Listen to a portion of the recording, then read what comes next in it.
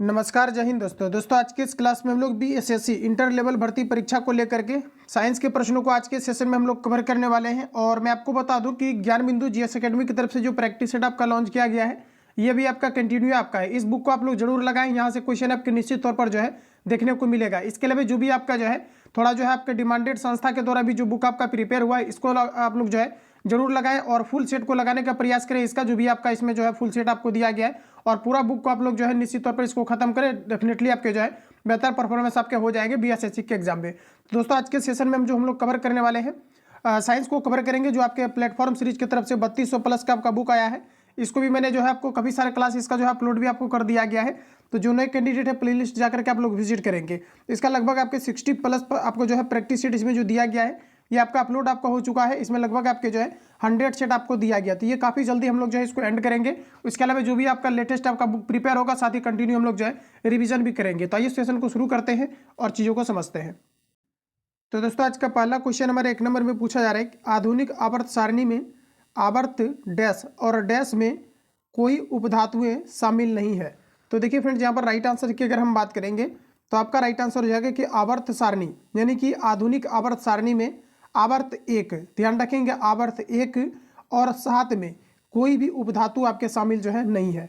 तो यहाँ पर आपका जो राइट आंसर हो जाएगा ऑप्शन आपका ए करेक्ट हो जाएगा। ध्यान रखेंगे, चाहो तो आप आवर्त सारणी को जो है देख भी सकते हैं, इसमें एक भी जो है आपके उपधातु आपके नहीं है। यानी उपधातु कहने का मतलब आपका ये हुआ कि बाह्यतम कक्षा में वैसा आपके जो है एटम जिसकी कि बाह्यतम कक्षा में आपका 4 इलेक्ट्रॉन्स होते हैं, ये आपके उपधातु कहलाते हैं। लेकिन आप लोग अगर विजिट करेंगे आपके 1 और अगर 7 आवर्त को आप देखेंगे तो इसमें कोई भी ऐसा आपका जो है आपके एटम नहीं दिया गया है जिसके कि बाह्यतम कक्षा में आपके 4 इलेक्ट्रॉन्स हो। तो राइट आंसर आपका यहाँ पर ए करेक्ट हो जाएगा, ध्यान रखेंगे। अगला प्रश्न हमारा नेक्स्ट में कहा जा रहा है कि सोल्डर जिसे हम लोग टाका भी कहते हैं ये घटक है। तो साथ ही याद रखेंगे कि सोल्डर जो आपका मिश्र धातु है ये मुख्य रूप से अगर हम बात करें तो ये आपका पीबी और आपका जो एसएन का आपका मिश्रण होता है। ध्यान रखेंगे पीबी और एसएन आपका होता है। ऑप्शन की अगर हम बात करें तो राइट आंसर यहाँ पर आपका डी करेक्ट हो जाएगा। साथ ही याद रखेंगे इसमें टिन और जो आपके सीसा का जो आपका मिश्रण होता है इसमें आपका कितना कितना परसेंट होता है। तो यहाँ से क्वेश्चन आपका आता है। तो यहाँ पर अगर हम बात करें तो इसमें आपका 33% आपका पीबी और एसएन की अगर हम यहाँ पर बात करेंगे तो ये आपका हो जाएगा 67%। तो इतने पॉइंट को आप लोग यहाँ से याद रखेंगे। इसके अलावा मैं आपको थोड़ा सा बता दूँ कि जो आपके तांबा सॉरी जो आपके जो है आपका कांसा बनाने के लिए जो प्रयुक्त आपका किया जाता है इसमें आपका कॉपर किया जाता है। कॉपर की अगर हम बात करें तो इसमें 90% आपके कॉपर होते हैं। इसके अलावा अगर हम लोग यहाँ पर बात करें एसएन यानी टीन की अगर हम बात करें तो ये आपके 10% का आपका प्रयोग किया जाता है। इसके अलावा पीतल की अगर हम बात करें कि जो पीतल आपके मिश्र धातु होते हैं, पीतल में साथियों आप लोग याद रखेंगे इसमें आपका जो है कॉपर और इसमें यहाँ पर आपका जो है जिंक मिलाया जाता है पीतल के निर्माण हेतु। तो इतने पॉइंट को यहाँ से आप लोग याद रखेंगे। अगले प्रश्न साथियों नेक्स्ट हमारा पूछा जा रहा है कि 300 वाट के एक इलेक्ट्रिक पंखे का प्रतिदिन 8 घंटे तक उपयोग किया जाता है। एक दिन में पंखे द्वारा प्रयुक्त ऊर्जा की मात्रा कितना यूनिट होगा, ये आपको हमारा पूछा जा रहा है। इसके लिए देखिए ज़्यादा आपको कुछ भी नहीं करना रहता है। मैंने आपको बार बार बताया है कि इस प्रकार के क्वेश्चन कभी भी अगर पूछा जाता है यही तो आपका फायदा है प्रैक्टिस करने का। मतलब प्रैक्टिस आप करेंगे डेफिनेटली काफ़ी सारे क्वेश्चन पर आपका कमांडिंग हो जाएगा और डेफिनेटली अगर आप जो है सेट लगाएंगे तो आपका जो है स्कोर आपका साइंस के अंतर्गत अगर देखा जाए तो 20 प्लस आपका हो जाएगा। जितना कि मैंने आपको टारगेट दिया है कि 3200 प्लस कवर कर लीजिए और जो भी आपका लेटेस्ट में भी आपका बुक प्रिपेयर होगा ये सभी आपको जो है कवर कर लेना है। तो यहाँ से लगभग आपके जो है कवर हो जाएगा।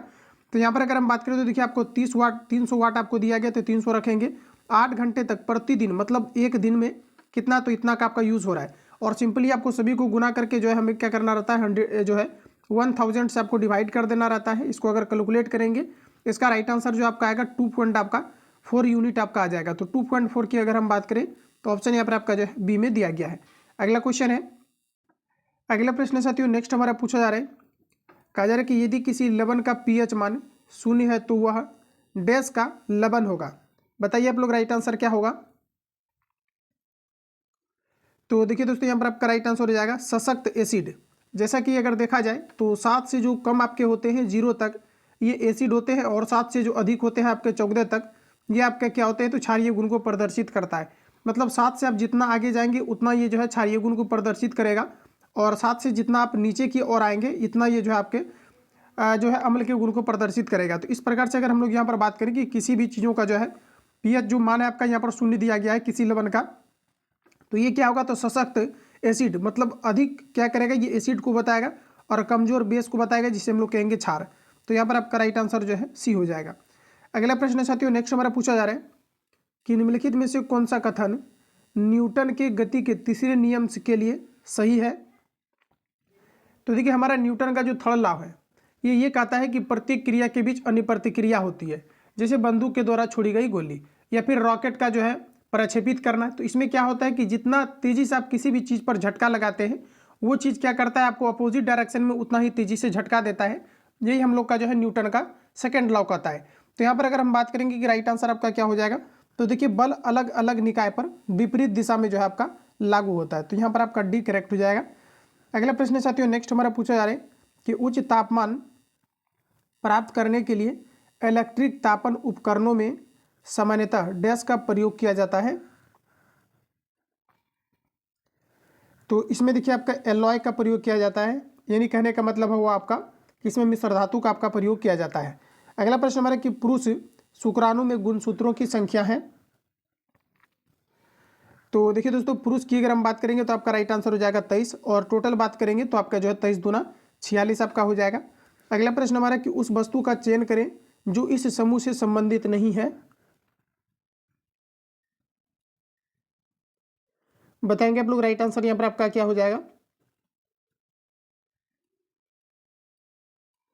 तो देखिए दोस्तों यहाँ पर आपका राइट आंसर जो हो जाएगा आपका कार्बन हो जाएगा। देखिए यहाँ पर अगर हम बात करें कि आपको तांबा दिया गया है, प्लेटिनम दिया गया है, आपको सोना दिया गया है, तो ये सभी अगर हम बात करेंगे तो ये सभी आपके उत्कृष्ट धातु है। क्या आपका उत्कृष्ट धातु है, जबकि कार्बन की अगर हम बात करेंगे तो कार्बन आपका उत्कृष्ट धातु नहीं है। तो यहाँ पर आपका राइट आंसर जो है सी करेक्ट हो जाएगा।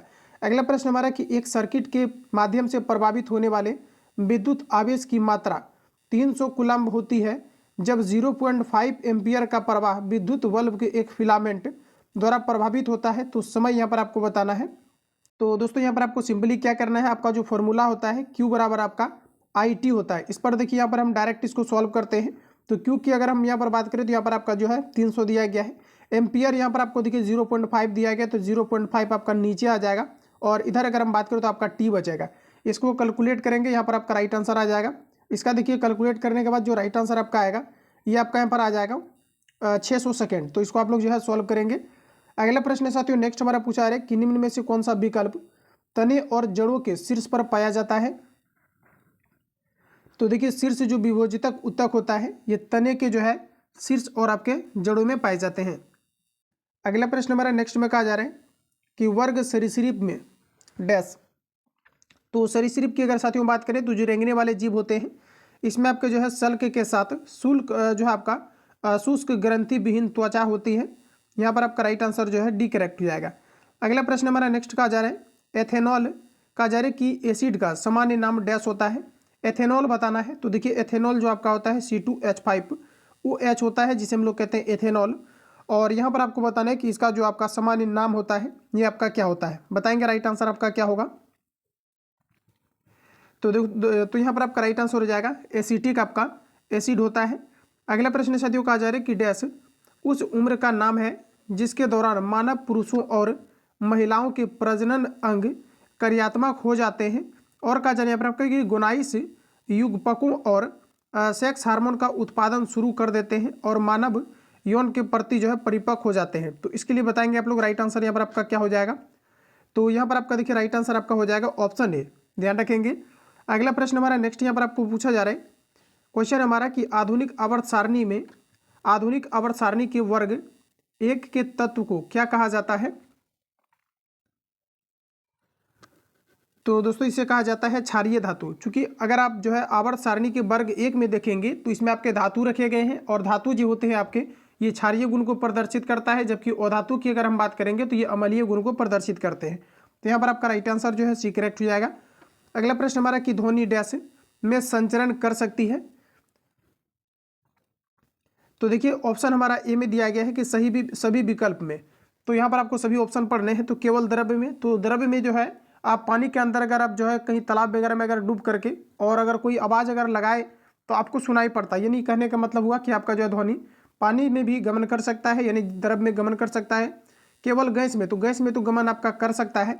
इसके अलावा केवल ठोस में, तो ठोस में जो है ध्वनि का चाल सबसे अधिकतम होता है। तो इस प्रकार से राइट आंसर यहाँ पर आपका ऑल ऑफ आपका दीज हो जाएगा, यानी ऑप्शन आपका ए करेक्ट हो जाएगा। अगला प्रश्न है साथियों नेक्स्ट हमारा यहाँ पर आपको देखिए स्टेटमेंट से रिलेटेड आपको दिया गया है। प्रश्न हमारा कि निम्नलिखित में से कौन सा कथन सत्य है ये आपको हमारा बताना है। तो हमारा पहला में देखिए कहा जा रहा है कि आकार के बारे में आपको बताना है। तो कहा जा रहा है कि पदार्थ के प्रकार के अनुसार कणों के स्थान के आधार पर भिन्न होता है। उदाहरण के लिए ठोस पदार्थ का निश्चित आकार होता है जबकि तरल पदार्थ अपने कंटेनर का आकार प्राप्त करते हैं तथा गैसों का कोई निश्चित आकार नहीं होता है। तो ये आपका यहाँ पर गलत हो जाएगा, क्योंकि प्रश्न में हमारा दिया गया है कि कहा जा रहा है कि यहाँ पर आपका देखिए पदार्थ के आकार के बारे में कहा जा रहा है। तो पदार्थ के प्रकार के अनुसार आकार कणों के स्थान ये जैसे आपका लगा दिया तो ये आपका यहाँ पर गलत हो जाएगा। सेकंड अगर हम लोग यहाँ पर ऑप्शन की अगर हम बात करें तो यहाँ पर आपको देखिए दिया गया है, कहा जा रहा है कि संपीड़ितता एक पदार्थ का गुण है जो आसानी से बहता है और बाहरी कहा जा रहा है कि बलों के तहत अपने आकार में बदलाव की अनुमति देता है और यह गुण दोनों तरल पदार्थ और गैसों द्वारा प्रदर्शित की जाती है। तो ये आप बताना है कि जो है ये आपका सही कहा जा रहा है या फिर गलत। तो ये आपका यहाँ पर जो है राइट कहा जा रहा है। तो इस प्रकार से ऑप्शन यहाँ पर आपका जो है बी करेक्ट हो जाएगा। अगला प्रश्न है साथियों नेक्स्ट हमारा पूछा जा रहा है कार्बन डाइऑक्साइड के 88 ग्राम में मौजूद अणुओं की संख्या कितनी होगी। तो देखिए अणु की संख्या हमें निकालना है। तो दिया गया द्रव्यमान बटे आणविक द्रव्यमान होता है। तो हमें जो द्रव्यमान दिया हुआ है यहाँ पर आपका 88 दिया गया है और देखिए आणविक द्रव्यमान यानी कि कार्बन डाइऑक्साइड की अगर हम बात करें तो देखिए कार्बन का आपका सबसे पहले कार्बन का हम अगर निकालेंगे तो आपका कितना हो जाएगा 6 दूना आपका यहाँ पर 12 हो जाएगा। इसके अलावा देखिए ऑक्सीजन का आपका 8 दूना 16 दूना आपका 32 हो जाएगा। इसको ऐड कर लीजिए तो आपका 44 हो जाएगा। 44 से सिंपली डिवाइड करेंगे तो आपका 2 बार में कैंसिल आउट होगा। तो यहाँ पर आपका राइट आंसर जो है आपका सी करेक्ट हो जाएगा। तो न्यूमेरिकल भी आप सभी लोगों को थोड़ा ध्यान देना है क्योंकि न्यूमेरिकल से भी 1-2 क्वेश्चन आपके आने हैं। तो जितनी भी क्वेश्चन आपका पूछा जाएगा टारगेट आपका होना चाहिए कि 25 में कम से कम आपको 20 जो है स्कोर करना है। बाकी वीडियो से संबंधित अगर आपको स्पीड लगता है या फिर किसी प्रकार का डाउट या संशय हो तो आप हमें कमेंट करेंगे। जिस प्रकार से आपको जो है सुविधाजनक हो उस तरह से जो है प्रोवाइड करने की कोशिश की जाएगी ताकि आपका बेहतर परफॉर्मेंस जो है बीएसएससी के एग्जाम में आपके रह पाए। अगला प्रश्न साथियों कहा जा रहा है कि निम्नलिखित में से कौन सा अणु मस्तिष्क के बारे में सही नहीं है। और देखिए खान सर का जो है नोट्स आपके आए हुए हैं बीएसएससी को लेकर के, तो ये भी काफ़ी जल्दी आप सभी लोगों को जो है प्रोवाइड आपको किया जाएगा। और जिस भी कैंडिडेट को जो है अभी क्या है कि फुल लेंथ अगर आपको प्रैक्टिस सेट आपको लगाना है बीएसएससी का, और देखा जाए तो बीएसएससी काफ़ी ज़्यादा भी जो है आपका अपॉर्चुनिटी में आपके है आपके लिए, तो आप लोग जो है बेहतर इसमें जो है तैयारी करें। और यहाँ पर अगर हम बात करें कि अगर आपको फुल लेंथ आपको अगर सेट लगाना है तो आप सभी लोगों को इस नंबर पर जो है व्हाट्सएप आपको कर देना है। यहाँ पर आप व्हाट्सएप कर देंगे तो आपका जो है फुल सेट वाला जो ग्रुप है आपका वहाँ पर आपको ऐड कर दिया जाएगा। क्योंकि इसके बाद अगर आपको क्लास नोट्स अगर प्रोवाइड किया जाएगा तो फिर आपसे फी लिया जाएगा। क्योंकि क्या है कि क्लास नोट्स जो है अवेलेबल नहीं हो पाते हैं, क्योंकि ये मार्केट में आते भी नहीं है जो आपके प्राइवेट संस्थान में आपके चलते हैं। क्योंकि ये अगर बाहर आएंगे तो फिर बच्चे एडमिशन नहीं लेते हैं, जिसके कारण से कि ये बाहर नहीं आ पाते हैं। इसको हम अवेलेबल करवाएंगे तो लास्ट टाइम में आपको जो है फी पेमेंट देना पड़ेगा। और अभी क्या है कि ये ग्रुप आपका जो है फ्री ऑफ आपका कॉस्ट चल रहा है। तो अभी क्या है कि किसी प्रकार का आपको चार्जेस नहीं देना होगा। अभी आप लोग जो है इससे जुड़ जाए, क्योंकि यहाँ पर व्हाट्सएप आप लोग करेंगे तो मैं आपको लिंक भेज दूंगा, तो वहाँ से आप लोग डायरेक्टली जो है जुड़ जाना। वहाँ पर अभी आपको सेट मिलेगा तो वहाँ पर आप जो है कंटिन्यू लगा सकते हैं सेट को, और बाकी उसका जो है आंसर शीट आपको भेज दिया जाएगा तो आप लोग मैच भी करेंगे।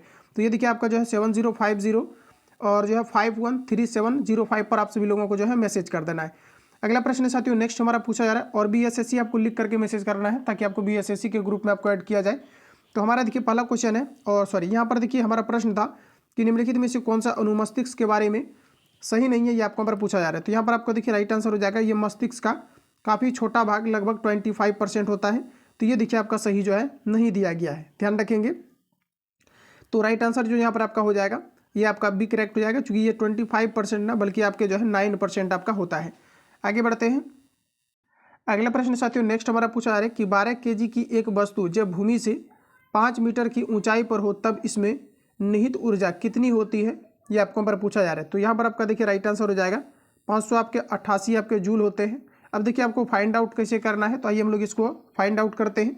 तो पूछा जा रहा है कि निहित ऊर्जा कितनी होगी, ये आपको पर पूछा जा रहा है। तो साथियों सिंपली जो है हम लोग यहाँ पर mgh का प्रयोग करेंगे निहित ऊर्जा, या फिर आपको जो है स्थितिज ऊर्जा अगर पूछा जाता है तो mgh लगाते हैं। m की अगर हम बात करेंगे तो 12 और जी यहाँ पर आपको दिया गया है 9.8 का ही यूज़ करना है। और h की अगर हम बात करें तो यहाँ पर आपको 10 दिया गया है। इसको कैंसिल आउट करके यहाँ पर आपको जो है सॉल्व करना है। इसको देखिए 5 से कैंसिल आउट करेंगे 2 बार में, 2 से करेंगे 6 बार में। उसके बाद यहाँ पर देखिए इसके 6 गुना और 98 अगर करेंगे तो आपका 500 आपका 88 आ जाएगा। ठीक है, अगला प्रश्न हमारा नेक्स्ट में पूछा जा रहा है, कहा जा रहा है कि डैश का प्रयोग हवा की शक्ति और वेग को मापने के लिए किया जाता है। तो बताइए आप लोग कौन सा युक्ति है जो कि आपके हवा तथा शक्ति के वेग को मापने के लिए, हवा की शक्ति और वेग को मापने के लिए प्रयोग किया जाता है। तो यहाँ पर आपका राइट आंसर हो जाएगा दोस्तों एनीमोमीटर। इसके अलावा मैं आपको थोड़ा सा कुछ यूनिट से रिलेटेड प्रश्न करा दे रहा हूँ। ऑडियोमीटर की अगर हम लोग यहाँ पर बात करें तो ऑडियोमीटर जो आपके होते हैं ये ध्वनि की तीव्रता को मापता है। ऑडियोमीटर जो आपका साथियों होता है, एक स्पीडोमीटर होता है, एक आपका ऑडियोमीटर होता है। तो ऑडियोमीटर जो होता है ये जो है गाड़ी के द्वारा चली गई दूरी को बताता है, जबकि स्पीडोमीटर की अगर हम बात करें तो ये जो है आपके क्या बताते हैं, तो ये स्पीड जो चलते हैं गाड़ी, जो कट ऑफ को इंडिकेट करता है, चाहे डिजिटल मीटर हो तो ये आपके इनके द्वारा इंडिकेट किया जाता है। लैक्टोमीटर के द्वारा दूध की शुद्धता को मापा जाता है, थर्मामीटर के द्वारा ताप को मापा जाता है, स्पीडोमीटर के द्वारा गाड़ी के स्पीड को मापा जाता है। इसके अलावा अगर हम बात करेंगे पायरोमीटर के, तो दूर स्थित वस्तुओं के ताप को जो ज्ञात करने में प्रयोग किया जाता है, इसमें पायरोमीटर का किया जाता है। तो देखिए इतने फैक्ट को आप लोग यहाँ से जो है ध्यान रखेंगे। अगला प्रश्न साथियों नेक्स्ट में हमारा पूछा जा रहा है कि द्रव्यमान और त्वरण के गुणनफल को कहा जाता है। द्रव्यमान और त्वरण यानी कि F बराबर आपने पढ़ा होगा ma आपका होता है, जिसे हम लोग द्रव्यमान और त्वरण का गुणनफल कहते हैं। तो यहाँ पर आपका राइट आंसर जो हो जाएगा डी करेक्ट हो जाएगा, जिसे हम लोग कहते हैं बल। यानी F बराबर आपका ma होता है, F को हम लोग फोर्स यानी कि बल कहते हैं। तो यहाँ पर आपका राइट आंसर डी करेक्ट हो जाएगा। अगला प्रश्न साथियों नेक्स्ट हमारा देखिए पूछा जा रहा है। प्रश्न में हमारा कहा जा रहा है कि निम्नलिखित में से किसमें उत्तल दर्पण का उपयोग किया जाता है। उत्तल दर्पण का जो प्रयोग किया जाता है, तो यहाँ पर आपका राइट आंसर हो जाएगा साथियों रियर व्यू दर्पण में, यानी गाड़ी के साइड मिरर में किया जाता है। अगला प्रश्न है कि निम्नलिखित में से कौन सा विकल्प रासायनिक परिवर्तन है।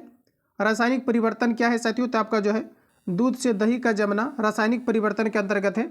और देखिए मैं आपको फिर से रिकमेंड करूँगा कि आप सभी लोग कोशिश हमेशा करना चाहिए आपको कि जो है थोड़ा लेवल का सेट आपको लगाने का। और देखिए मैं क्या कहूँ कि जो है आपका स्टेप बाय स्टेप जो है थोड़ा सा क्वेश्चन भी आपका जो है लेवल में आपको करा रहा हूँ, ठीक है। तो आप सभी लोग जो है और खुद से भी प्रयास करें कि जो है थोड़ा लेवल का क्वेश्चन करने का, तभी आप जो है बेहतर परफॉर्मेंस कर पाएंगे। लेवल का क्वेश्चन करेंगे तो आपके लिए सही रहेगा, एग्जाम में आपको जो है पता भी नहीं चलेगा क्वेश्चन किस लेवल से आया, और आप आराम से इसको जो है बना पाएंगे। अगला प्रश्न हमारा नेक्स्ट देखिए पूछा जा रहा है कि शक्ति बराबर आपको दिया गया W/T, जहाँ W का अर्थ क्या होता है ये आपको पर पूछा जा रहा है। यहाँ पर देखिए P बराबर जो आपका W/ आपका T होता है, इस W के बारे में आपको बताना है कि ये आपका क्या है। तो साथियों आपका राइट आंसर हो जाएगा कार्य है, यानी वर्क है आपका। अगला प्रश्न हमारा नेक्स्ट देखिए पूछा जा रहा है। अगला हमारा प्रश्न है कहा जा रहा है कि निम्न में से कौन अधिक कार्य कर सकता है।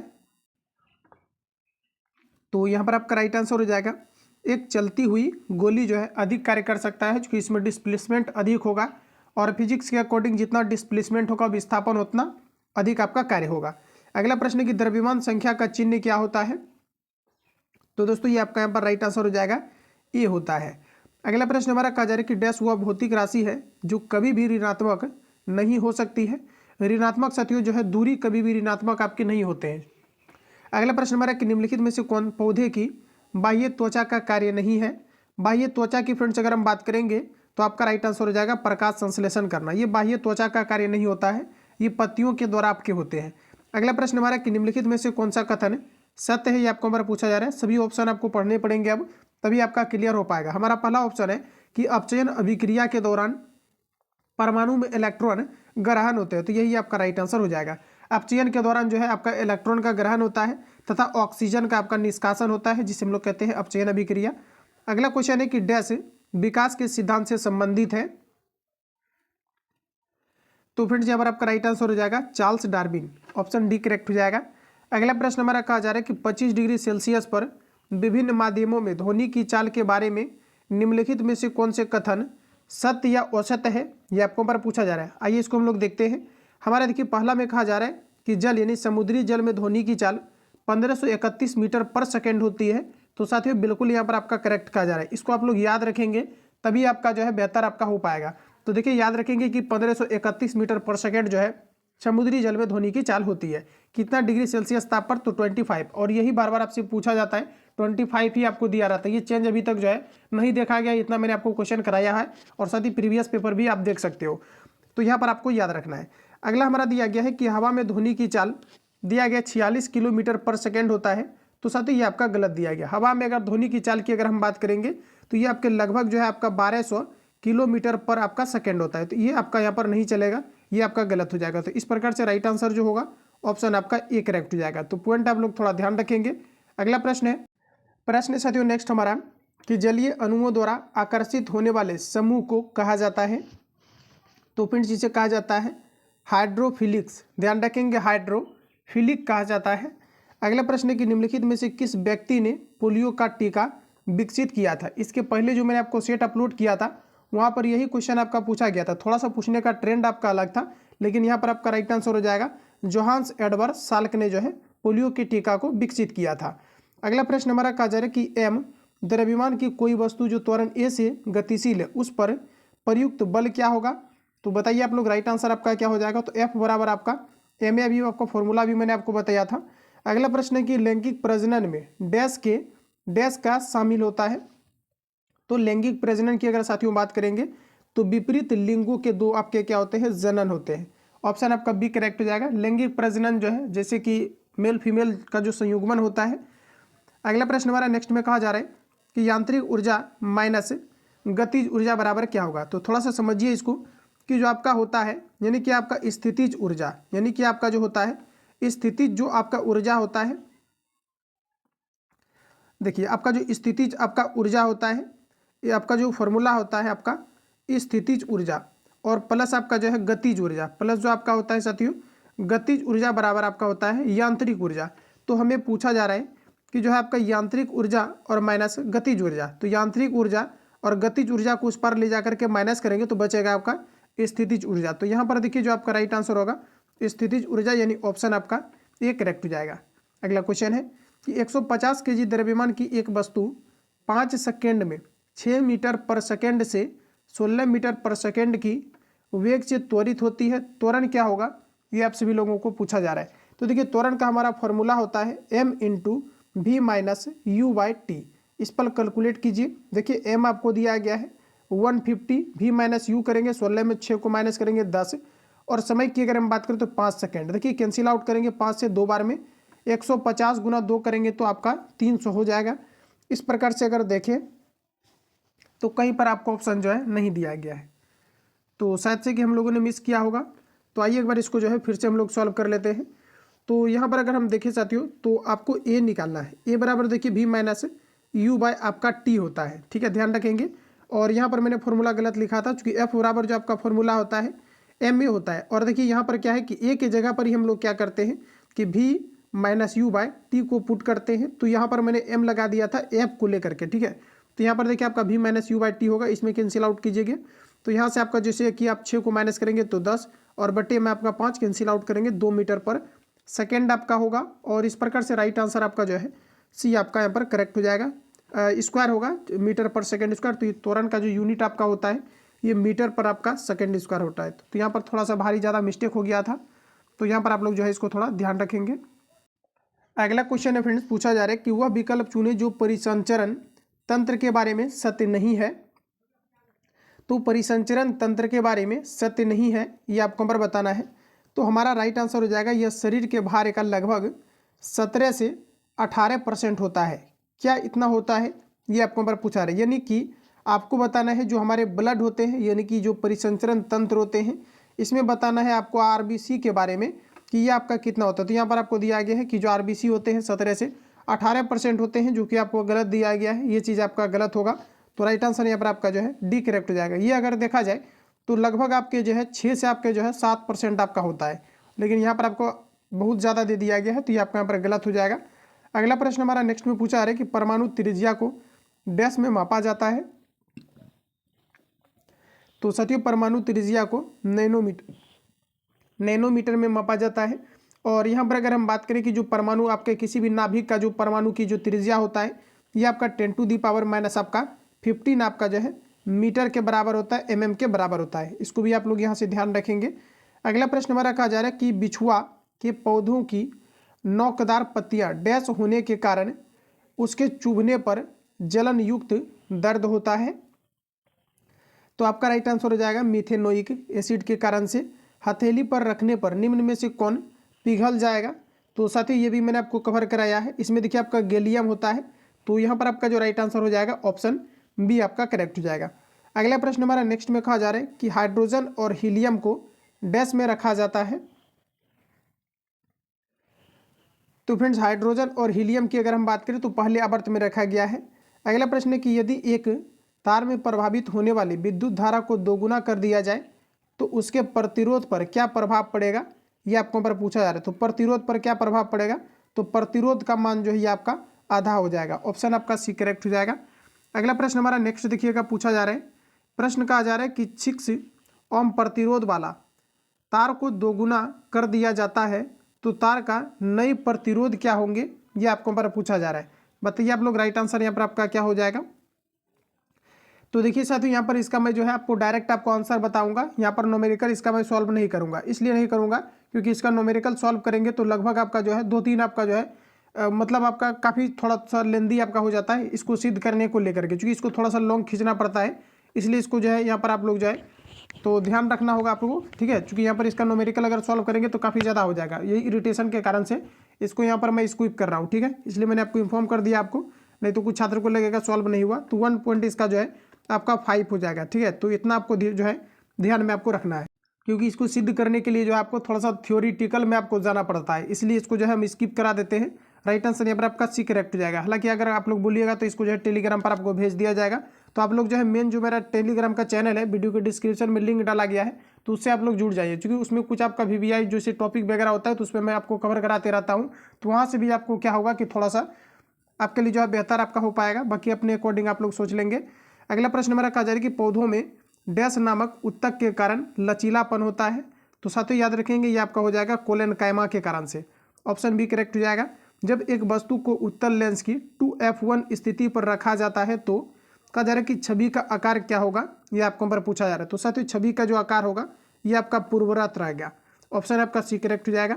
अगला प्रश्न हमारा कहा जा रहा है कि लिफ्ट में व्यक्ति का भार तब अधिक हो जाता है जब लिफ्ट क्या होता है साथियों, तो लिफ्ट आपका क्या होता है कि जब त्वरण के साथ यानी वेलोसिटी यानी एक्सेलरेशन के साथ जब लिफ्ट ऊपर की ओर जा रहा होता है तब हमें ऐसा महसूस होता है। एक घर में एक महीने में 200 इकाई ऊर्जा की खपत होती है, जूल में यह ऊर्जा कितनी होगी, ये आपको पर पूछा जा रहा है। आइए इसको हम लोग सॉल्व करते हैं। तो देखिए साथियों 1 जूल बराबर जो आपका होता है 3.6 × 10⁻6 जूल के बराबर होता है। यानी कि कहने का मतलब हुआ कि यहाँ पर आपको निकालना है 200 यूनिट का, तो 200 गुना आपका यहाँ पर कितना हो जाएगा 3.6 × 10⁻6 जूल। इसको देखिए कैलकुलेट कीजिएगा आप लोग, इसका राइट आंसर जो यहाँ पर आपका निकल करके आएगा 7.2 × 10⁸ जूल के आपके बराबर आ जाएगा। अगला प्रश्न साथियों कहा जा रहा है 1 बिलियन में पानी की 320 ग्राम मात्रा में कहा जा रहा है 36 ग्राम लवण है। द्रव्यमान प्रतिशत के अनुसार द्रव्यमान के संदर्भ में बिलियन की सांद्रता कितनी होगी, ये आपको पर बताना है। आइए सॉल्व करते हैं इसको। तो देखिए मैंने आपको बताया है कि जब भी कभी इस प्रकार से क्वेश्चन आपका पूछा जाए तो सबसे पहले हमें वो लिखना है जो कि हमें जिसका सांद्रता जिसके रिस्पेक्ट में हमें निकालना है। तो यहाँ पर देखिए आपको 36 दिया गया है, 36 को ऊपर रखिए और टोटल यहाँ पर आपको देखिए बिलियन कितना है 320, और नमक को इसमें अगर मिलाएंगे या जो भी चीज़ें यहाँ पर आपको दिया रहे तो इसमें क्या है कि 36 को इसमें अगर मिलाएंगे तो टोटल आपका कितना हो जाएगा 320 में 36 को ऐड कर लीजिए तो 320 और यहाँ पर आपका प्लस आपका 36 हो जाएगा, और हमें परसेंटेज में इसको निकालना है तो 100 से आप लोग गुना करेंगे। साथ ही इसको जब आप लोग कैलकुलेट करिएगा तो यहाँ पर आपका 10.11% आपका आ जाएगा। तो इसको आप लोग यहाँ पर जो है सॉल्व कर सकते हैं, हालांकि रूल मैंने आपको बता दिया है तो आप लोग सॉल्व इसको कर लेंगे। अब हम लोग देखिए यहाँ पर जो है नेक्स्ट सेट में एंटर कर चुके हैं। सभी सेट में आपको 25 क्वेश्चन, 22 क्वेश्चन, 23 क्वेश्चन, 24 क्वेश्चन करके आपको दिया गया है। तो हमारा देखिएगा पहला कहा जा रहा है कि गैस स्थिरांक आर का मान क्या होता है, इम्पोर्टेंट रहेगा एग्जाम पॉइंट ऑफ व्यू से आपका। इसका दोस्तों मान होता है आपका 8.31 जूल पर किलो पर आपका जो है मोल आपका होता है। ध्यान रखेंगे जूल पर आपका जो है जूल पर किलो पर आपका मोल होता है। तो यहाँ पर आपका देखिए राइट आंसर जो है आपका डी करेक्ट हो जाएगा। अगला प्रश्न हमारा नेक्स्ट पूछा जा रहा है कि मैग्नीशियम रिबन एक चमकदार डैश लौह के साथ जलता है। तो देखिए आपका राइट आंसर हो जाएगा सफ़ेद के साथ, और ये जो है मैग्नीशियम ऑक्साइड बनाते हैं। अगला प्रश्न हमारा नेक्स्ट में देखिए कहा जा रहा है कि जब पानी से भरे हुए एक बीकर में एक कॉर्क और कील को रखा जाता है तो कॉर्क तैरता है जबकि कील डूब जाती है, इसके पीछे का कारण क्या है। तो आप अपने तर्क के अकॉर्डिंग बनाएंगे। लोहे की कील का घनत्व जो है पानी के घनत्व से अधिक होता है तभी ये आपका डूब जाता है। अगला प्रश्न हमारा नेक्स्ट में कहा जा रहा है कि स्तन पाइयों में डैश, स्तन पाइयों में साथियों क्या होता है, तो बालों के साथ ग्रंथि वाली त्वचा होती है। यहाँ पर आपका राइट आंसर जो है सी हो जाएगा। अगला प्रश्न हमारा देखिए, फिर से क्वेश्चन आपका आया है उस टाइप का कि विभिन्न माध्यमों में 25 डिग्री सेल्सियस पर ध्वनि के संदर्भ में निम्नलिखित में से कौन सा कथन सत्य दिया गया है, यह हमें छांटना है। तो देखिए यहाँ पर सत्य की बात करेंगे तो ऑप्शन ए में दिया गया एल्यूमिनियम में ध्वनि की गति 6420 मीटर पर सेकेंड होता है, तो इसको याद रखिए, इतना आपका होता है। इसके अलावा देखिए निकिल में ध्वनि की गति दिया गया पर आपका कि 6240 मीटर पर सेकेंड होता है। तो देखिए दोस्तों, निकिल में अगर हम लोग बात करेंगे तो ये आपका पर गलत दिया गया है। निकिल या फिर अगर हम लोहा की अगर हम बात कर ले तो इसमें जो आपका होता है 5100 आपका 30 मीटर पर सेकेंड होता है। यहाँ पर आपको 6200 दिया गया है, तो ये आपका यहाँ पर गलत हो जाएगा। और इस प्रकार से राइट आंसर की अगर हम बात करें तो ऑप्शन आपका सी करेक्ट हो जाएगा। अगला प्रश्न कहा जा रहा है कि निम्नलिखित में से कौन सा अनुमस्तिष्क के लिए सही नहीं है। तो देखिए यह बोलने, देखने, सूंघने, स्वाद, सुनने, बुद्धि दिया गया है कि बुद्धिमत्ता इत्यादि जैसी गतिविधियों को नियंत्रित करता है। तो ये आपका यहाँ पर जो है साथियों गलत हो जाएगा, बाकी सभी आपके करेक्ट हैं। अगला क्वेश्चन है कि कार्बन डाइऑक्साइड में कार्बन और ऑक्सीजन द्रव्यमान का अनुपात डैश में मौजूद है। तो देखिए हमें पूछा जा रहा है कि कार्बन और ऑक्सीजन का आपको निकालना है। तो आइए हम लोग इसको सॉल्व करते हैं। तो कार्बन और हमें क्या पूछा जा रहा है, ऑक्सीजन के संदर्भ में आपको बताना है। तो देखिए कार्बन की अगर हम बात करें तो कार्बन का आपका कितना हो जाएगा 12।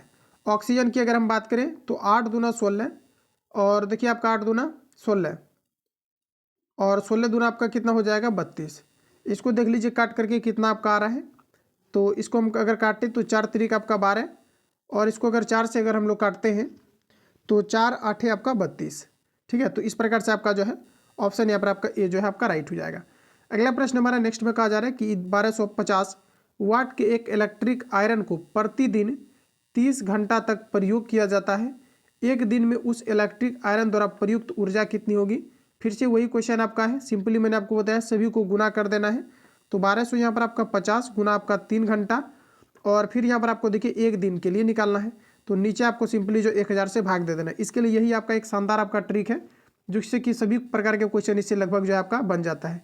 राइट आंसर यहाँ पर आपका डी करेक्ट हो जाएगा। अगला प्रश्न साथियों कहा जा रहा है कि यदि नमक का पीएच मान 14 है तो नमक डैश होता है। देखिए पीएच मान आपको दिया गया है 14, यानी कहने का मतलब है कि 14 आपको दिया गया, तो इसका मतलब ये आपका क्या हो जाएगा, तो कमजोर एसिड और सशक्त आपका बेस हो जाएगा। चूंकि जो है आपका 7 से अधिक हम लोग लास्ट में अगर जाएँ तो आपका 14 होता है, तो ऑप्शन आपका सी करेक्ट हो जाएगा। ये सभी क्वेश्चन आप लोगों ने बना लिया होगा। आगे बढ़ते हैं। अगला प्रश्न हमारा नेक्स्ट में पूछा जा रहा है कि 13 kg की एक वस्तु जब भूमि से 5 मीटर की ऊंचाई पर हो तब इसमें कहा जा रहा है कि विहित ऊर्जा कितनी होगी। देखिए mgh आप लोग यूज कीजिए, यहाँ पर भी आपका राइट आंसर आ जाएगा। m की अगर हम बात करें तो यहाँ पर आपको 13 दिया गया है, जी यहाँ पर आपको 9.8 लेने को कहा जा रहा है, और यहाँ पर आपका 5 हो जाएगा। यहाँ से कैंसिल आउट करेंगे 10, 5 से काटेंगे 2 बार में, 2 से काटिए यहाँ पर 2 चौक 8, 2 9 18। इसको देखिए गुना कीजिए, यहाँ पर आपका राइट आंसर आ जाएगा। इसका देखिए जो राइट आंसर आपका आएगा ऑप्शन आपका यहाँ पर ए करेक्ट हो जाएगा। तो इसको आप लोग सॉल्व करेंगे। अगला प्रश्न हमारा कहा जा रहा है कि निम्नलिखित में से कौन सा कथन सत्य है, ये आपको पर पूछा जा रहा है। तो देखिए दोस्तों यहाँ पर आपको एक में दिया गया है, यदि हम तापमान कम करते हैं और दाब बढ़ाते हैं तो हम वायुमंडलीय गैसों को द्रवीय अवस्था में बदल देते हैं। तो ये चीज़ें आपका बिल्कुल करेक्ट है। अगर हम लोग बात करें सेकेंड स्टेटमेंट की, तो कहा जा रहा है एक गर्म शुष्क दिन का अर्थ है कि वायुमंडल का तापमान उच्च और हवा की आर्द्रता कम, इन दोनों कारकों से वाष्पीकरण की दर में वृद्धि होती है और इसी जो है प्रकार भारी शीतलन का उत्पादन होता है। ये दोनों स्टेटमेंट यहाँ पर आपका करेक्ट है। अगला प्रश्न हमारा नेक्स्ट में कहा जा रहा है कि OS और Se तत्वों के परमाणु आकारों का सही क्रम क्या है, ये आपको पर बताना है। तो फ्रेंड्स यहाँ पर आपका राइट आंसर जो होगा ऑप्शन आपका डी करेक्ट हो जाएगा। ध्यान रखेंगे आपको यहाँ पर राइट आंसर आपका डी आपका जो है करेक्ट हो जाएगा। अगला प्रश्न हमारा कहा जा रहा है कि स्वतंत्र रूप से लटकी हुई किसी वस्तु का गुरुत्व केंद्र कहाँ पर होता है। तो देखिए लटकाव बिंदु के ठीक जो है नीचे होता है, और व्यक्ति की अगर हम बात करेंगे तो ये आपके नाभि में होते हैं। अगला क्वेश्चन हमारा कहा जा रहा है कि विभवांतर 12 वोल्ट किया गया कार्य दिया गया है 60 जूल है, सर्किट के माध्यम से प्रभावित विद्युत धारा का मान कितना होगा, ये आपको पर पूछा जा रहा है। तो ये भी आपका देखिए न्यूमेरिकल आपका है। तो देखिए Q बराबर आपका जो फॉर्मूला होता है W बटे आपका V होता है। W की अगर हम बात करें तो 60 दिया गया है, V आपका 5 दिया गया, 12 5 60। तो यहाँ पर आपका देखिए राइट आंसर हो जाएगा ऑप्शन बी। तो यहाँ पर देखिए आपको फॉर्मूला आपको याद रखना है कि Q बराबर जो आपका फॉर्मूला होता है आपका फॉर्मूला क्या होता है, तो W बटे आपका V होता है। तो इन छोटे छोटे चीज़ों को आपको याद रखना होगा, तभी आप न्यूमेरिकल को बना पाएंगे। अगला प्रश्न है, निम्नलिखित में से किस बल की प्रकृति का जा रहा है कि विद्युत चुम्बकीय नहीं है, ये आपको पर पूछा जा रहा है। बताइए आप लोग, राइट आंसर आपका क्या हो जाएगा। तो दोस्तों पिंड का भार, ऑप्शन आपका बी करेक्ट हो जाएगा। अगला प्रश्न है कि निम्नलिखित में से कौन विद्युत ऊर्जा के यांत्रिक ऊर्जा में परिवर्तन का उदाहरण है, ये आपको पर पूछा जा रहा है। विद्युत ऊर्जा को यांत्रिक ऊर्जा में, विद्युत ऊर्जा को यांत्रिक ऊर्जा में मोटर बदलने का काम करता है, लेकिन यहाँ पर आप देखिएगा तो मोटर आपको नहीं दिया गया है, तो यहाँ पर आपका राइट आंसर हो जाएगा विद्युत पंखा। अगला प्रश्न है कि डैश कहा जा रहा है कि तुलनात्मक रूप से उष्मा के कुचालक होते हैं। तो देखिए दोस्तों सभी ऑप्शन आपके सामने दिए गए हैं, यहाँ पर आपका राइट आंसर हो जाएगा PB और आपका HG। अगला प्रश्न है कि परागकण डैश के द्वारा उत्पन्न किए जाते हैं। तो देखिए परागकण जो उत्पन्न किए जाते हैं ये पराग कोश के द्वारा किया जाता है, तो ऑप्शन आपका ए राइट हो जाएगा। अगला प्रश्न साथियों कहा जा रहा है कि एक ध्वनि तरंग की गति 340 मीटर पर सेकेंड है, यदि इसका तरंग दैर्घ्य 2 सेंटीमीटर हो तो तरंग की आवृत्ति कितने होंगे, ये आपको पर पूछा जा रहा है। तो देखिए यहाँ पर फॉर्मूला आप लोग लगाइए, आवृत्ति पूछा जा रहा है, एन पूछा जा रहा है, फ्रीक्वेंसी पूछा जा रहा है। तो यहाँ पर अगर हम बात करें कि इसका जो वेलोसिटी आपको दिया गया है 300 आपको 40 दिया गया है, और नीचे अगर हम बात करें तो यहाँ पर आपको दिया गया है 2 सेंटीमीटर। लेकिन यहाँ पर अगर आप देखें तो आपको 2 सेंटीमीटर दिया गया है, इसे हम लोग मीटर में लेकर के जाएंगे। तो मीटर में लेकर के जाएंगे तो हमें क्या करना है, यहाँ पर 100 से डिवाइड करना है, इसको कैलकुलेट कीजिएगा, राइट आंसर इसका आ जाएगा। कैलकुलेट कर लीजिए आप लोग इसको। यहाँ पर देखिए जो आपका सही आंसर इसका आएगा 19 नंबर का, ये आपका आ जाएगा 1700 हर्ज। तो ऑप्शन आपका यहाँ पर डी जो है करेक्ट हो जाएगा। अगला प्रश्न है साथियों, नेक्स्ट हमारा पूछा आ रहा है कि ब्रॉन्ज के अव्यय क्या होते हैं। ब्रॉन्ज के जो अव्यय होते हैं साथियों, ब्रॉन्ज जो आपके होते हैं इसमें आपका कॉपर और आपके टीन को मिलाया जाता है। कॉपर की अगर हम यहाँ पर बात करेंगे तो आपका 90% आपका कॉपर होता है, टीन की अगर हम बात करें तो 10% आपका टीन होता है। तो देखिए इन सभी छोटे छोटे पॉइंट को आप लोग याद रखेंगे, क्योंकि यहाँ से क्वेश्चन आपका जो है पूछा जाता है। अगला प्रश्न हमारा नेक्स्ट में पूछा आ रहा है कि कूलम्ब पर सेकेंड ये किसका यूनिट होता है।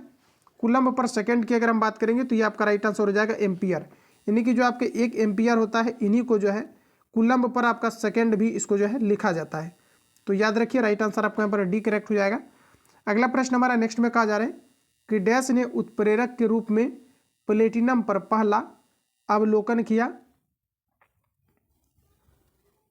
तो दोस्तों यहाँ पर आपका राइट आंसर हो जाएगा डॉर्वे नायर ने किया था, ऑप्शन सी करेक्ट हो जाएगा। तो साथियों आज के इस क्लास को हम लोग जो है यहीं तक रहने देते हैं, बाकी जो भी आपका सेट आपका बचा हुआ है ये नेक्स्ट क्लास में आपका आएगा। तो आप लोग कंटिन्यू जो है बने रहें और लगातार जो है प्रैक्टिस करते रहें, और अलग अलग सभी सब्जेक्ट पर आपको जो है लगातार आपको जो है फोकस रखना है, क्योंकि सभी सब्जेक्ट को पढ़ने के बाद निश्चित तौर पर आपके जो है परफॉर्मेंस ठीक रहेगा और रिजल्ट भी आपके सुनिश्चित रूप से आपके होंगे। बाकी मिलते हैं नेक्स्ट वीडियो में, किसी प्रकार का डाउट या संशय हो तो आप हमें कमेंट करके बताएंगे। मिलते हैं नेक्स्ट वीडियो में, तब तक के लिए जय हिंद, बेस्ट ऑफ लक।